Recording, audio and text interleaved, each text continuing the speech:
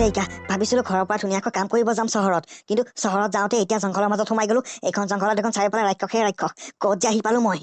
দেউতাই যদি মোক আগতেই ক'লে হয় চহৰত যাওঁতে ৰাক্ষসৰ দেশ পাৰ কৰিব লাগে বুলি, তেতিয়াহ'লে মই সৰু ভাইটিক লগত লৈ আহিলো হয়। এতিয়া এই ৰাক্ষসৰ জংঘলৰ এই ৰাক্ষসৰ দেশত মই কি কৰো, কোনফালে যাওঁ? যোৱাকালি ৰাতিটো মই কিবাকৈ শিলৰ তলত থাকিলো, কিন্তু আজি কি কৰো? আজি আকৌ আন্ধাৰ হবলৈ হৈছে। এতিয়া লগত খোৱা বস্তুও নাই। এই জংঘলখনৰ পৰা ওলাই যাব লাগিব, নহ'লে ইয়াতে মাৰা যাম মই।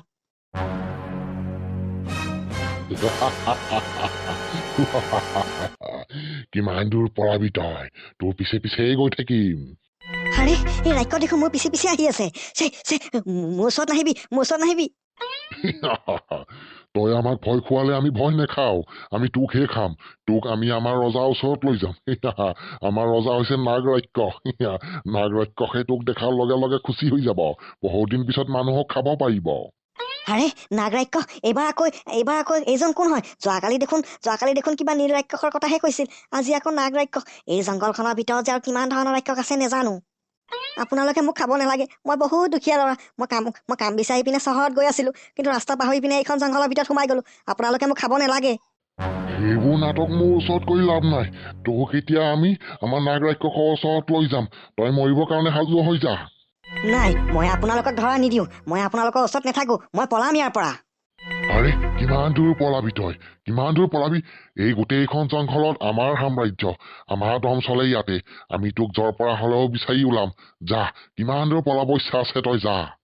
সঁচাকৈ দেখোন পলাব লাগিব ইয়াৰ পৰা। সোনকালে ইয়াৰ পৰা পলাম, নহলে এইকেইটাই মোক খাই পেলাব আজি। ঐ যা যা, ইয়াক ধৰিবি যা। পলাব যাতে নোৱাৰে, সোনকালে ধৰিবি যা।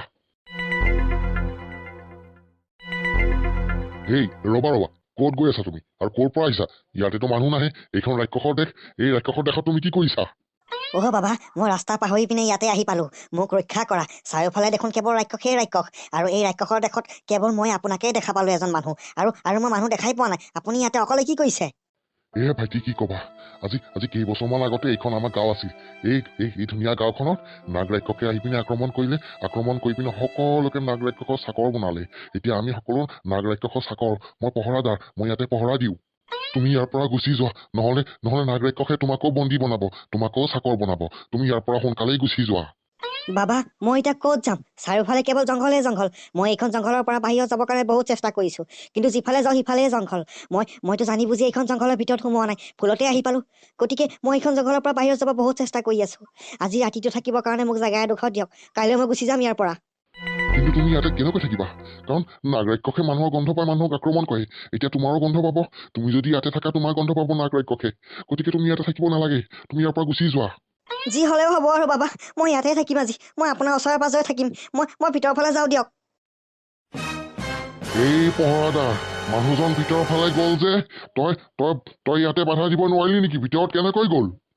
এই ৰাক্ষস শূন্য, এই মানুহজন অবুজ, মানুহজনে একো বুজি নাপায়। মানুহজনক খাব নালাগে আপোনালোকে, মানুহজনক ইয়াতে থাকিব দিয়া। কেনেকৈনো থাকিব দিওঁ? মানুহজনক আমি গোটেই কেইজনে ভগাই ভগাই খাম। ভালেই হৈছে ঘৰৰ ভিতৰত সোমাই গৈছে। এতিয়া নাগ ৰাক্ষসে পাব। নাগ ৰাক্ষসে মানুহৰ গন্ধ পালেই লোভত থাকিব নোৱাৰে।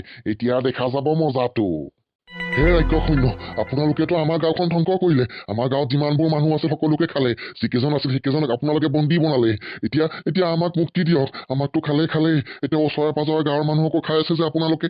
আপোনাৰ ওচৰত অনুগ্ৰহ কৰিছো, এই মানুহজনক এৰি দিয়ক। এই মানুহজন বহুত আশালৈ ইয়াতে আহিছে। তই বেছি কথা কৈ আছ। তই পহৰাদাৰ হৈ থাক। তই বেছি কথা নবকিবি। তই যদি বেছি হাল্লা কৰ ইয়াতে, তোকো খাম এতিয়া। চালা, তই বুঢ়া হৈছা কাৰণে তোক এৰি দিছো, নহলে তোক কেতিয়াবাতে খালো হয়। এই জেগাডোখৰ ভাল আছে, ইয়াতে ৰাতি থাকিব পাৰিম। ধুনীয়া বিচনা চিচনা আছে। আজি ৰাতিটো ইয়াতে থাকি কাইলৈ ৰাতিপুৱা ইয়াৰ পৰা গুচি যাব লাগিব। কাইলৈ কিবা কৰি হলেও এই জংঘলখন এৰি যাব লাগিব, নহলে এই ৰাক্ষসবোৰে মোক খাই পেলাব। বৰ ভাগৰ লাগিছে আৰু বহুত ভোক লাগিছে। মায়ে দিয়া পিঠাৰ টোপলাটো ক'ত যে পৰি থাকিল, মই গমকেই নাপালো। আজি ৰাতি নোখোৱাকৈ থাকিব লাগিব। ওচৰত পানী চানীও নাই যে খাই শুই থাকিম। বৰ ভোক লাগিছে। কি কৰো এতিয়া? এনেকৈ শুই থাকো আৰু, উপায়তো নাই। ভাইটি, শুনা। বাবা, আপুনিও আহিল যে ভিতৰত। আপোনাৰো ভাগৰ লাগিছে নেকি? নহয় ভাইটি, তোমাক মই কথা এষাৰ কব আহিছো। তুমি আজি ৰাতি শুই নাযাবা। তুমি যদি শুই যোৱা, তোমাৰ কথা বেয়া হৈ যাব। নাগ ৰাক্ষসে তোমাৰ গন্ধ শুঙি তোমাৰ ওচৰত আহি পিনে তোমাক গিলি খাই দিব। তুমি আজি ৰাতি শুই নাযাবা, আৰু তুমি এঠাইত নাথাকিবা। মাজে মাজে জাগাবোৰ বদলাই থাকিবা। বাবা, জাগাবোৰ বদলাব লাগিব মানে? মই এতিয়া ক'তনো যাম? বাহিৰত ক'তো যাব নালাগে এই গুফাটোৰ ভিতৰতে ঘূৰা-ঘূৰি কৰি থাকিবা আৰু সাৰে থাকিবা কিন্তু শুই নাযাবা শুই গ'লে তোমাৰেই বিপদ হ'ব ঠিক আছে বাবা আপুনি কোৱা কথাবোৰ মই ভালদৰে মনত ৰাখিম আৰু গোটেই ৰাতি সাৱধানে থাকিম দিয়ক বাবাজনক দেখা পাই দুখেই লাগি যায় ইমান বুঢ়া হৈছে মানুহজন তথাপিও পহৰাদাৰ কাম কৰি আছে হ'ব বাবাজনৰ কথাই শুনো মই অকণমান সাৱধানেই থাকোঁ বাহ মানুহৰ গন্ধ পাইছো দেখোন বাহ মোৰ সাম্ৰাজ্যত মানুহ আহিছে বহুদিন পিছত আজি মানুহ খাব পাম মানুহ খাব পাম আজি এই চাকাল আৰু মাকালক মই পহৰা দিব দিছিলো গোটেই জংঘলৰ ভিতৰত এই চাকাল আৰু মাকালে খবৰটো জানিব মানুহৰ গন্ধ ক'ৰ পৰা আহিছে ইহঁতক মাতিব লাগিব এতিয়া এই চাকাল আৰু মাকাল তহঁতে ক'ত আছ সোনকালে আহ ইয়াতে সোনকালে আহ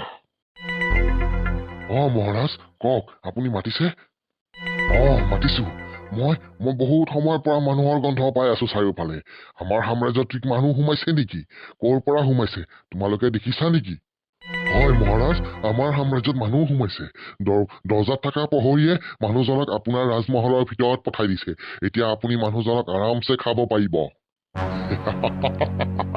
বঢ়িয়া আজি বহু দিনৰ পিছত মানুহৰ মাংস খাম আমি গোটেইবোৰে মানুহজনক ভগাই ভগাই খাম দিয়া যোৱা এতিয়া মানুহজনক ধৰাৰ ব্যৱস্থা কৰাগৈ আৰু ময়ো গৈ আছো দিয়া মহাৰাজ কথা এটা কওঁ আপোনাক এতিয়া পূৰ্ণিমা চলি আছে এই পূৰ্ণিমা সময়ত মানুহ খোৱা নিষেধ আছে আমাৰ অমাৱস্যা ৰাতি খাওঁ নেকি বৰ্তমানৰ কাৰণে মানুহজনক শিল বনাই থৈ দিওঁ চাকাল তুমি ঠিকেই কৈছা বৰ্তমান নাখাওঁ দিয়া অমাৱস্যাৰ ৰাতি খাম এতিয়াৰ কাৰণে মানুহজনক শিল বনাই দিওঁ ময়েই বনাম মানুহজনক শিল